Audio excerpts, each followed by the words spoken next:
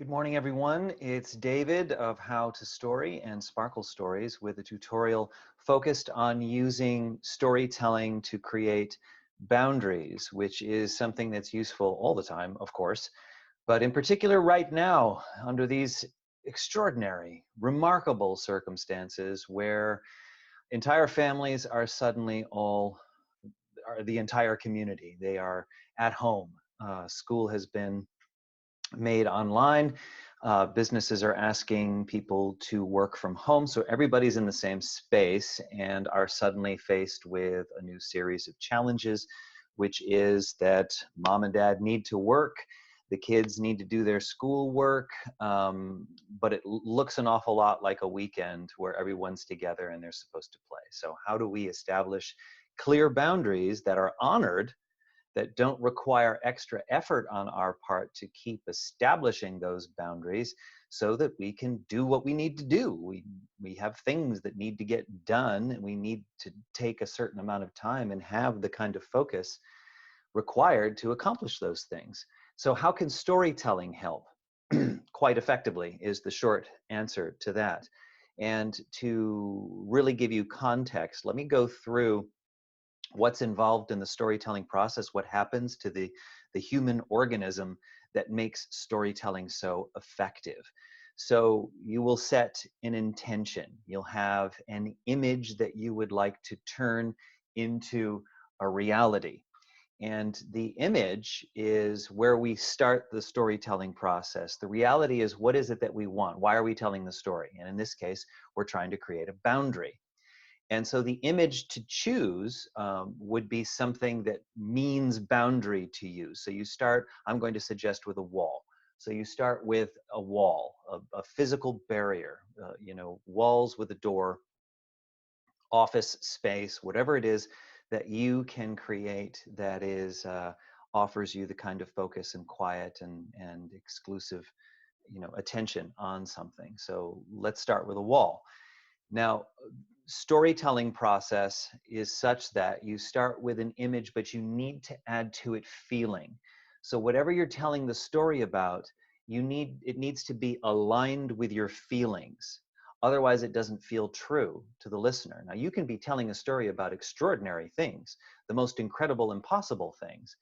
If your feelings are aligned with it, if you're in this state of marvel and awe or sadness or frustration or whatever's going on in the story, if you're inwardly feeling that, it will feel true to the listener. And most incredibly, it will also bypass the conscious mind, go straight to the subconscious. I'm not speaking as someone who's educated in neuroscience. I just know through years of teaching and parenting that this is just what happens. That when I tell a story and it's aligned with my feelings, then it seems to go to a part of the listener where habits are formed, where they are establishing their sense of what's true and real, and then adjust their behavior accordingly. So you're telling a story about behaving in a certain way, you're telling it in alignment with your feelings, and it inspires, almost like a magic spell, the effect of creating a new habit, just like that, in a child or in whoever it is that's listening to the story. So you have an image, you add feeling to it, you speak it out loud, you tell a story. So you hold the image inside your head, you can really see it, you can experience how you feel about that image, and then you speak it out loud, and then the image actually becomes real. Now, I'm not saying that it actually, honors all five senses, you can see it, and etc. You haven't created an elephant, but you've created the feeling of an elephant that then everyone will respond to. So you've created something real enough to adjust people's behavior. They're suddenly picking up their socks. They're not feeling afraid of the dark. They are wanting to go outside and be more supportive or helpful or do more exercise or whatever it is. So in this case, we're going to create a boundary that way. And I'd like to lead you through an exercise that you can do at home. Try it out. Pause after each step here so that you can actually do it inwardly. I'm just going to tick through the steps with this video. but you take the time to actually try it, and then you will find that it actually works quite well. So once again, just like we start with the image, I encourage you to create a wall. So the wall that I create around myself is a beautiful, thick masonry fruit wall. I just love those kinds of walls. It's often in a courtyard, and there are berry bushes and there are fruit trees alongside of it because of the heat gain that comes off the wall. English gardeny, beautiful, with a nice thick wooden gate in it. So I imagine that. Now, you do the same. Pick your wall, picket fence, brick wall, whatever, it could just be office walls, whatever makes you feel like you're in a safe space. Do that now. And then you need to feel it. What does it feel like to be in that protected space? So I'm in a courtyard. I've got a nice old wooden table. This is my workspace in my imagination. Fruit wall around me, garden around me. I feel safe, protected, abundant, full of energy. I love it. I am in a protected time and space where I can get work done. Now, as a part of that image, you also, because many of you have young children and you don't want to be completely walled off from them, all you have to do is establish a protocol. What I mean by that is that what are the rules around which you can be interrupted in this space? So I'm in this courtyard with the fruit wall. I've got a wooden door. And when we did this with members of How to Story, some of them had an antechamber area, like a Ming Tang, with an extra courtyard, where the front wall was talk to daddy.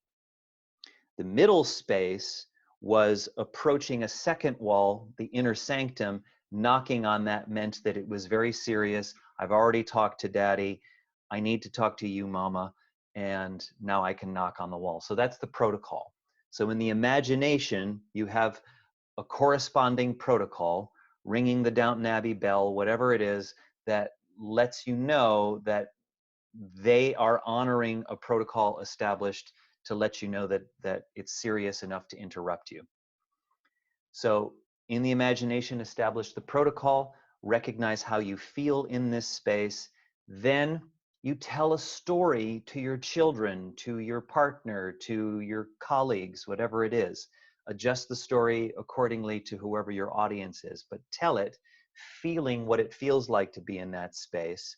Tell them about the wall in your imagination. Tell them about the protocol. There's a series of doors and what you need to go through.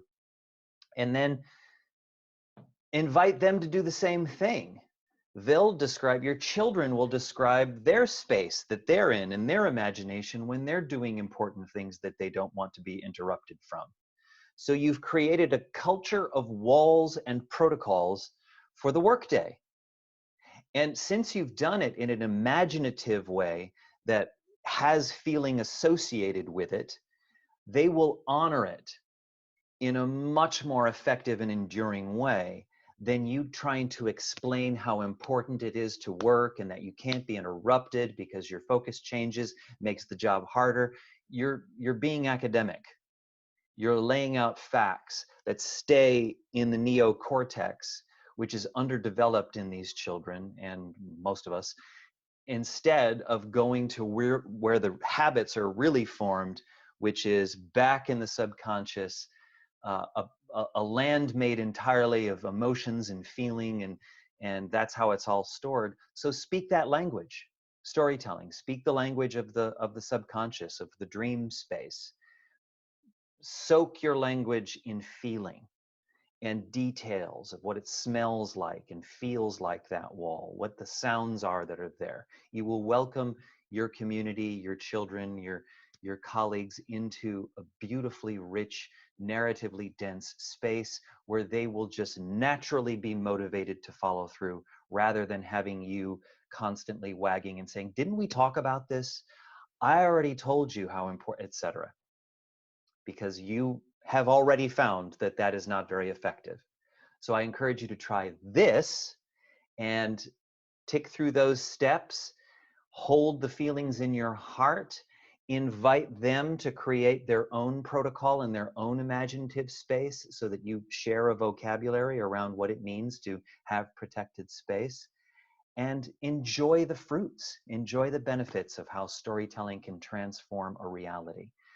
You can always reach out to me at david@davidsulmccann.com, or you can contact Meredith or myself over at How to Story, and we can help you through other ways to bring storytelling into your life in an effective, enduring, and fun, energy-giving way. Okay, bye-bye.